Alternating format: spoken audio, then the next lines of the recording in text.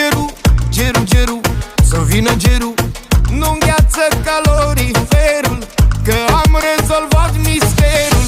Gagica mea e fierbinte, mă încălzește cu ispite. Dacă-i bun o arăbească, dau și drumul la fereastră. Dansează Jennifer, Jennifer, buși de fier. Uitați-vă la ea că l-are pe calorifer. Și cu termometru